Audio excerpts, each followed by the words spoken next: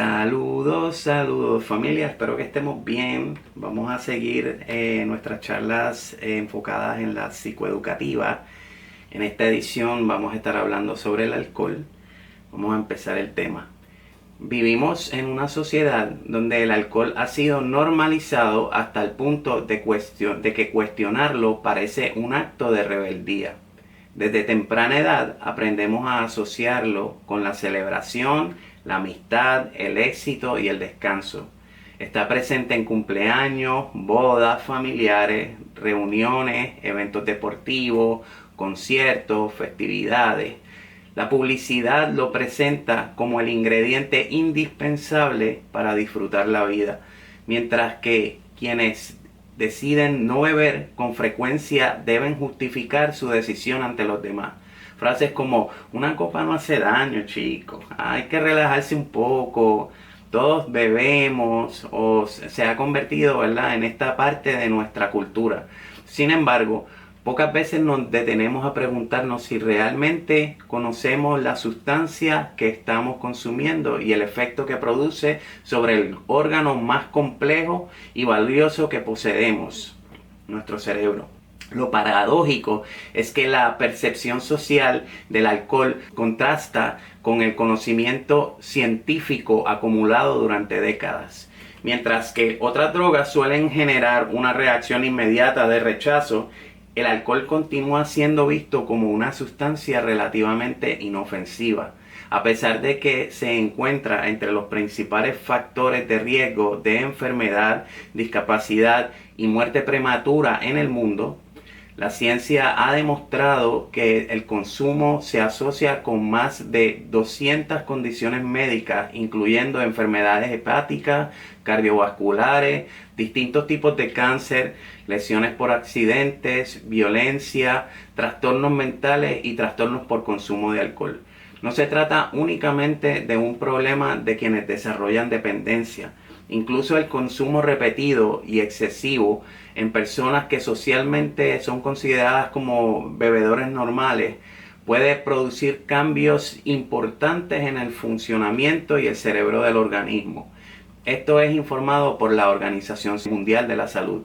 Durante muchos años yo también creí la historia que la sociedad me había contado. Pensaba que el alcohol era simplemente una forma de divertirse, de socializar o de aliviar el estrés. Nunca me imaginé que cada bebida estaba produciendo cambios silenciosos en mi cerebro. Si alguien me hubiera dicho que aquello que parecía darme satisfacción poco a poco estaba debilitando precisamente la parte de mi mente encargada de protegerme, probablemente no lo habría creído. Como ocurre con muchas personas, confundía los efectos inmediatos del alcohol, la sensación de relajación, desinhibición o euforia, con el beneficio real, sin comprender que esos mismos efectos eran la manifestación de que funciones fundamentales de mi cerebro estaban comenzando a disminuir temporalmente su efectividad. Estaba perdiendo la capacidad o mi capacidad para conciliar naturalmente con la vida. Por eso es que muchas veces tengo este problema en dificultad de la concentración, más allá de las preexistentes que yo tenía, ¿verdad? Hoy, después de estudiar consejería en adicciones y de revisar la literatura científica, entiendo que el alcohol no actúa simplemente como una bebida que cambia el estado de ánimo. Es una sustancia psicoactiva que modifica la comunicación entre miles de millones de neuronas y altera el funcionamiento de redes cerebrales responsables del juicio, la memoria, el control emocional, la toma de decisiones y la capacidad para inhibir impulsos. Dicho de otra manera, el alcohol no solo cambia lo que sentimos, cambia temporalmente la manera en que nuestro cerebro procesa la realidad. Y cuando el consumo se vuelve crónico, puede producir alteraciones estructurales, funcionales, que alteran profundamente la vida de la persona. Quizás uno de los mayores problemas es que el daño ocurre de forma progresiva. Nadie desarrolla un trastorno por consumo de alcohol después de la primera bebida.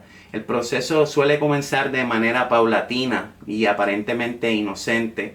Una cerveza después del trabajo, unas copas en el fin de semana, una celebración especial, Poco a poco el cerebro se va adaptando a la presencia constante del alcohol y comienzan cambios que la persona rara vez percibe en sus primeras etapas. Precisamente por esta lentitud, muchas personas creen que mantienen el control, cuando en realidad el alcohol ya ha comenzado a modificar los sistemas cerebrales encargados de ejercer ese mismo control. Esta realidad obliga a cambiar la forma en que entendemos el alcoholismo. Durante muchas décadas predominó la idea de que quienes desarrollan dependencia simplemente carecían de fuerza de voluntad o de valores suficientes para dejar de beber. Esa explicación, además de injusta, ignora lo que hoy conocemos sobre el funcionamiento del cerebro, ¿verdad?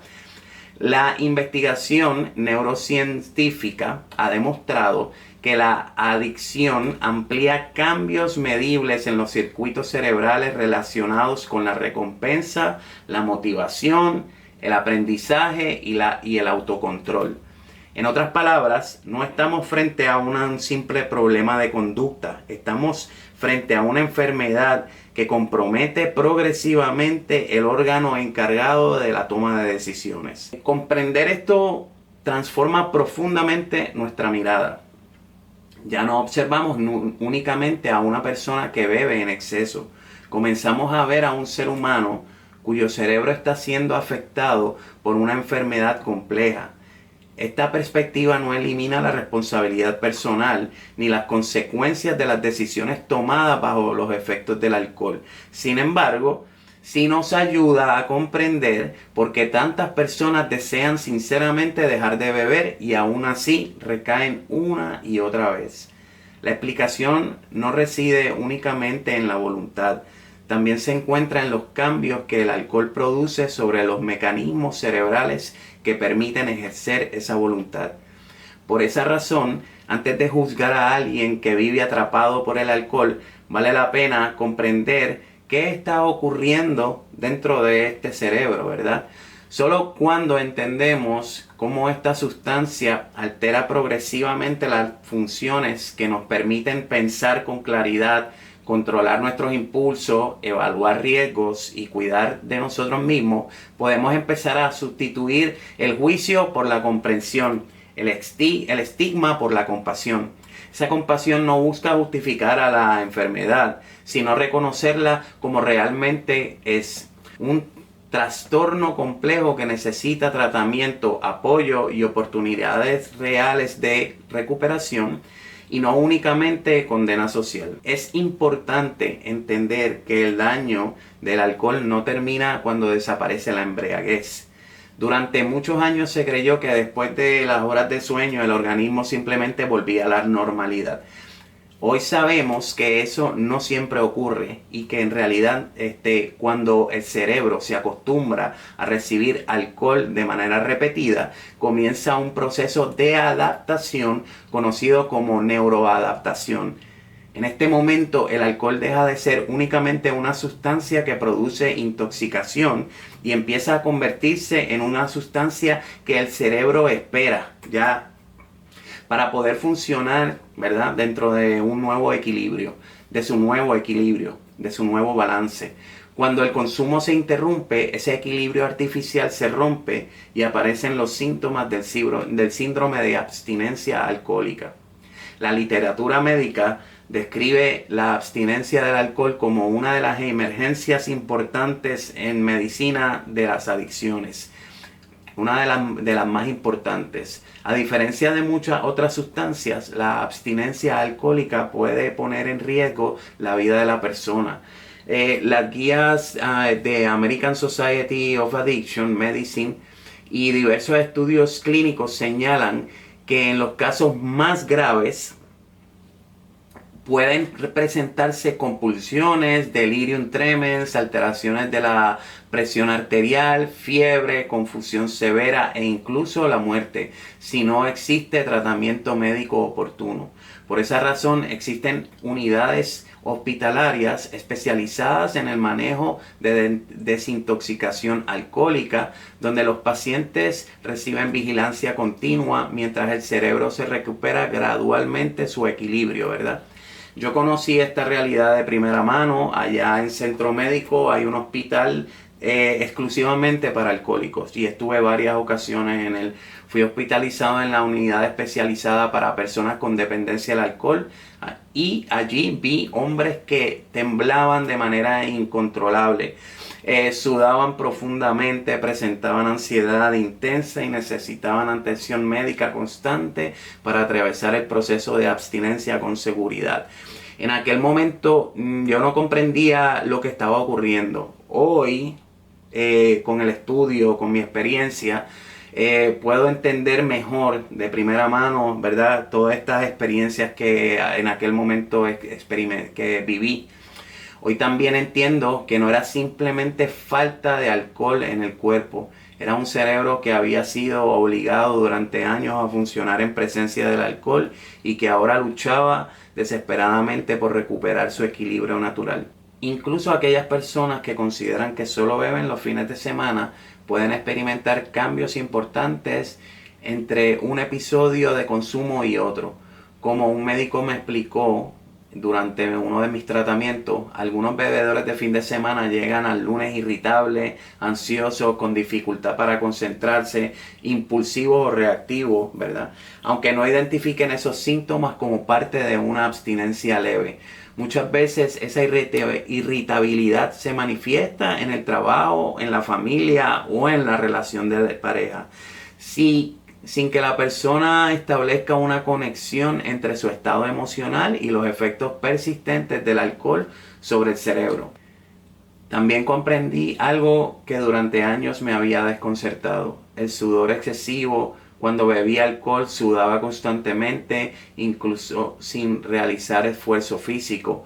Hoy sé que ese síntoma tampoco era casualidad. El alcohol altera el funcionamiento del sistema nervioso autónomo encargado de regular funciones involuntarias como la temperatura corporal, la frecuencia cardíaca y la sudoración. Cuando este sistema pierde temporalmente su equilibrio, el organismo intenta compensarlo mediante respuestas exageradas, entre ellas la sudoración intensa, las palpitaciones o los temblores. El cuerpo empieza a dejar de funcionar con estabilidad y con la estabilidad que normalmente mantiene cuando el cerebro conserva su equilibrio fisiológico. Entonces, como muchas personas con trastorno de consumo de alcohol, llegué a creer que mi dificultad era una debilidad de carácter, una falta de disciplina o incapacidad para decir hasta aquí ya, ¿verdad? No más. No entendía que aquello que estaba bebiendo tenía una explicación neurobiológica que la ciencia lleva décadas estudiando, lo que estaba viviendo. Mi historia no comenzó de manera diferente de las de millones de personas. Al principio era una cerveza, después 2, más adelante 3, 4. Con el tiempo, la cantidad que antes producía relajación dejó de hacer efecto. Sin darme cuenta, había desarrollado tolerancia, un fenómeno ampliamente descrito en la medicina de las adicciones. La tolerancia ocurre cuando el cerebro se adapta a la presencia repetida del alcohol y necesita cantidades cada vez mayores para producir el mismo efecto. Lo que inicialmente parecía un aumento de capacidad para beber era en realidad una señal de que mi cerebro estaba cambiando. Ya no era el alcohol el que se adaptaba a mí, era el cerebro el que comenzaba a reorganizarse alrededor del alcohol. Llegó un momento en que esa cerveza ya no significaba nada. Si la iba a beber, comenzaba directamente con un paquete de 6 cervezas, con un 6-pack. En muchas ocasiones terminaba consumiendo el doble. Mirando hacia atrás, me doy cuenta de que nunca planeaba terminar de esa manera. Yo nunca planeé que ese fuera mi resultado, mi outcome. Siempre pensaba que tendría el control, siempre creía que aquella vez sería diferente. Sin embargo, una vez comenzaba a beber, la capacidad de detenerme me desinhibía completamente, desaparecía progresivamente, ¿verdad? Y continuaba la conducta, inclusive entrando en conductas riesgosas. Hoy entiendo que esta pérdida de control no era simplemente una decisión impulsiva, era el resultado de un cerebro cuya corteza prefrontal, responsable de inhibir impulsos y evaluar consecuencias, funcionaba cada vez menos y tenía menos eficacia bajo los efectos del alcohol. Fue entonces cuando aparecieron las conductas de alto riesgo. Comencé a conducir en condiciones que, ¿verdad? No podía reconocer ni siquiera la carretera. Mi percepción del peligro disminuía, entraba en conductas de alto riesgo y mi salud se vio altamente afectada. En esos momentos no era consciente del peligro real que estaba corriendo. El alcohol había reducido precisamente la capacidad del cerebro para reconocer ese peligro. Lo más alarmante es que ya yo no seguía convencido de que estaba tomando decisiones por mi propia voluntad, pero tenía que seguir consumiendo. Estaba entendiendo que habían problemas que tenían que ser abordados en mi vida, pero le echaba la culpa o me proyectaba con el mundo y continuaba mi consumo, justificaba mi consumo, ¿verdad? Dicen en los centros de rehabilitación que el que se justifica nunca crece. Hubo ocasiones en las que desperté en una celda sin comprender completamente cómo había llegado ahí. Intentaba reconstruir lo ocurrido la noche anterior, pero borraba cinta. Encontraba enormes vacíos en mi memoria. Sentía vergüenza, culpa, confusión. Me preguntaba una y otra vez, ¿cómo pude hacer eso, mano? ¿Cómo pude, cómo pude llegar a cometer tal error, tal falla, tal imprudencia? Durante mucho tiempo pensé que esas experiencias demostraban que yo no era una mala persona. Hoy comprendo que reflejan el profundo deterioro que el alcohol había producido en mis funciones con la memoria, la capacidad del juicio y el control inhibitorio. Comprender esto no elimina mi responsabilidad por las consecuencias de mis actos, pero sí me permite entender que estaba enfrentando una enfermedad que había comenzado a modificar la manera en que mi cerebro funcionaba. Hay un momento en la vida en que la enfermedad no pasa desapercibida y se convierte en una crisis donde ese ser humano empieza a tocar fondo. No siempre significa exactamente lo mismo para todos. Para algunos es perder la familia, para otros es perder el empleo, para otros la salud, la libertad o la vivienda. En muchos casos, el fondo aparece cuando la persona ya no puede sostener las responsabilidades básicas de la vida diaria y termina una situación de calle. En una hospitalización o en arrestos frecuentes o en aislamiento absoluto. De afuera puede parecer que la persona simplemente se dejó caer, pero desde adentro muchas veces lo que existe es un ser humano agotado, confundido, avergonzado, atrapado en una enfermedad que ha ido reduciendo progresivamente su capacidad de ayudarse a sí mismo, ¿verdad? Después de comprender cómo el alcohol afecta la corteza prefrontal, las funciones ejecutivas y los circuitos de recompensa, resulta más fácil entender por qué algunas personas llegan a ese punto.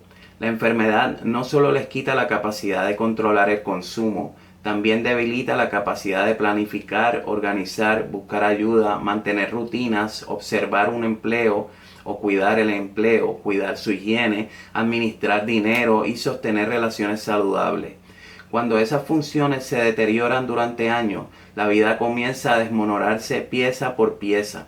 Por eso, cuando vemos a una persona viviendo en situación de calle con una adicción activa, no estamos viendo solo únicamente a alguien que tomó malas decisiones.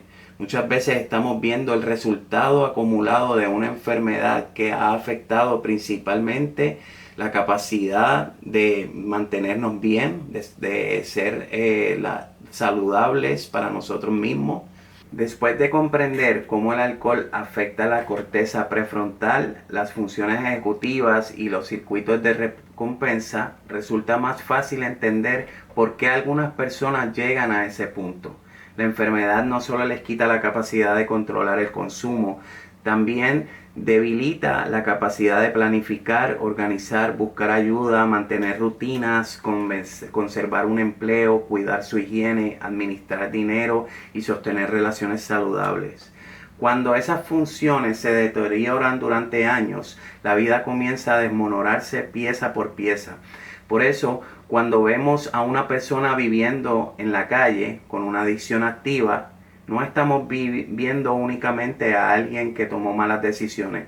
Muchas veces estamos viendo el resultado acumulado de una enfermedad que ha afectado precisamente la capacidad interna de la persona para salir de esa situación. Uno de los errores más comunes es pensar que cuando alguien toca fondo, finalmente aprenderá la lección y cambiará por sí mismo. Esa idea puede sonar lógica, pero ignora una realidad fundamental. En el fondo, no siempre se produce una claridad para entender esto. En muchos casos se produce desesperación, miedo, vergüenza, ansiedad, abstinencia, deterioro físico y una sensación profunda de incapacidad. La persona sabe que está sufriendo, sabe que su vida está destruida, pero no sabe cómo empezar a reconstruirla. Y lo más doloroso es que el único refugio que conoce para aliviar ese sufrimiento inmediato suele ser la misma sustancia que la está destruyendo. El alcohol se convierte al mismo tiempo en el veneno, en el refugio de la persona también. La persona bebe para escapar del dolor que el propio alcohol ha ayudado a crear. Por eso considero que cuando una persona toca fondo, la pregunta no debería ser solamente ¿por qué no cambia? La pregunta debería ser ¿qué estructura tenemos preparada para sostenerla mientras recupera la capacidad de cambiar? Si la respuesta es ninguna, entonces estamos dejando sola a una persona en el momento en que está más vulnerable. La recuperación no ocurre en el vacío, requiere un entorno que ofrezca seguridad, un entorno conductivo al cambio, un entorno que ofrezca estabilidad y apoyo suficiente para que el cerebro y la persona puedan comenzar a reorganizarse nuevamente. Desde esta perspectiva biopsicosocial espiritual, las necesidades más básicas deben atenderse primero. Es muy difícil pedirle a alguien que está trabajando en su terapia que aprenda estrategias de afrontamiento, que construya un proyecto de vida si no sabe dónde va a dormir esa noche, si tiene hambre o si teme por su seguridad. La vivienda, la alimentación, el descanso y la protección física no son premios que la persona debe ganarse después de recuperarse o con ese intento de recuperación. Muchas veces son condiciones necesarias para que la recuperación pueda comenzar. Cuando esas necesidades primarias están cubiertas, el cerebro deja de estar completamente concentrado en sobrevivir, ese fight or flight mode, y puede empezar a participar en un proceso de adaptación, de tratamiento, de aprendizaje y de cambio. Por eso el apoyo comunitario no es un gesto opcional de caridad, es una intervención terapéutica socialmente necesaria. Las personas que han llegado a una situación de calle por alcoholismo o drogadicción necesitan refugios seguros, acceso a alimentación, un lugar conductivo para el cambio, atención médica, desintoxicación supervisada cuando sea necesaria, tratamiento de salud mental, manejo de trastornos concurrentes, consejería, grupo de apoyo, acompañamiento espiritual y programas que le ayude a reconstruir habilidades básicas de la vida. También necesita seguimiento después de alta hospitalaria o después de salir de la cárcel. Muchas recaídas ocurren precisamente porque la persona regresa al mismo entorno con las mismas carencias y sin una red que sostenga los primeros pasos de la recuperación. En mi experiencia esto tiene mucho sentido. Cuando una persona ha vivido durante años en el ciclo de la adicción, no basta con quitarle el alcohol. Hay que ayudarle a construir otra forma de refugiarse. Si el alcohol era la manera de escapar del dolor, de la ansiedad, de la sociedad, del trauma, de la desesperación. Entonces la recuperación necesita ofrecer alternativas reales, apoyo humano, pertenencia, herramientas emocionales, propósito, esperanza y una nueva estructura de vida. De lo contrario, la persona queda sin refugio habitual, pero todavía con el mismo dolor. Y en ese estado el riesgo de recaída es enorme. Por eso creo que debemos reconocer a las personas en situación de calle y con trastorno de uso de sustancias como una población altamente vulnerable, no porque sean menos responsables como seres humanos, sino porque la enfermedad ha reducido significativamente su capacidad de protegerse, organizarse y buscar ayuda de manera efectiva. Muchas veces están atrapadas en una especie de jaula invisible que desde afuera parece que podrían salir si quisieran, pero desde adentro la puerta no se ve con claridad. La adicción ha secuestrado el sistema de recompensas, ha debilitado el control y ha convertido la supervivencia inmediata en la prioridad absoluta. Como sociedad necesitamos pasar del juicio a la responsabilidad compartida. Los hospitales, las cárceles, los refugios, los programas comunitarios, las iglesias, las organizaciones sin fines de lucro, los servicios de la salud mental deben formar parte de una red integrada de apoyo. Cuando una persona toca fondo, eso no debería ser el final de una historia. No se nos debería reducir solamente a una simple estadística.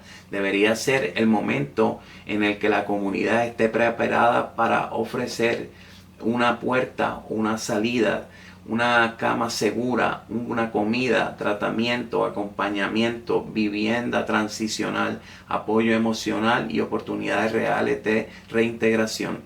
La recuperación comienza muchas veces cuando alguien presta su estabilidad a una persona que la ha perdido. Cuando alguien le ofrece un lugar seguro para dormir, cuando alguien le dice, no tienes que resolver toda tu vida hoy, vamos a empezar por lo básico. Cuando alguien le ayuda a sostenerse mientras se recupera poco a poco la capacidad de sostenerse a sí mismo. Esa es la diferencia entre abandonar a una persona en su fondo y acompañarla a la posibilidad de una nueva vida. Después de comprender cómo el alcohol modifica el cerebro, deteriora las funciones ejecutivas y limita progresivamente la capacidad de una persona para cuidarse de sí misma, quizás la pregunta más importante ya no sea ¿por qué sigue bebiendo? Tal vez la pregunta correcta sea mucho más profunda. ¿Qué ocurrió en la vida de esa persona para llegar hasta ahí? La ciencia nos ha permitido comprender que la adicción no aparece de un día para otro. Es el resultado de múltiples factores que interactúan entre sí. La vulnerabilidad biológica, las experiencias de vida, el ambiente familiar, las relaciones sociales, el sufrimiento emocional y en muchos casos la falta de recursos para enfrentar ese dolor de una manera saludable. Por eso ninguna explicación aislada resulta suficiente. No podemos entender la adicción únicamente desde la biología, ni únicamente desde la psicología, ni únicamente desde el ambiente. Debemos comprender a la persona desde una perspectiva integral, como propone el modelo biopsicosocial espiritual. Además, la recuperación necesita la intervención de nuestra comunidad para ayudar a nuestros adictos mientras estos se recuperan poco a poco y recuperan la capacidad de sostenerse a sí mismos. Necesitamos vivienda segura, alimentación, atención médica, tratamiento para trastornos concurrentes, consejería, apoyo espiritual cuando la persona lo necesita, grupos de recuperación, capacitación laboral y una red humana que le recuerde al adicto que aún existe, ¿verdad? En la próxima reflexión hablaré precisamente de esta idea. Hablaremos de la jaula, una jaula que muchas veces no está hecha de barrotes de acero, sino de experiencias, traumas, enfermedades, pobreza, exclusión y cambios profundos en el cerebro. Desde afuera parece que la puerta está abierta y es fácil preguntarse por qué la persona no sale. Pero cuando comprendemos cómo funciona esta jaula, dejamos de preguntarnos únicamente por qué alguien consume alcohol o drogas y comenzamos a formular una pregunta mucho más humana y transformadora. ¿Qué llevó a esta persona hasta este lugar? ¿Y qué podemos hacer como sociedad para ayudarla a recuperar su libertad. Muchas gracias por acompañarme en esta edición y nos volveremos a ver en una próxima, si así Dios lo permite. Muchas bendiciones. Chao.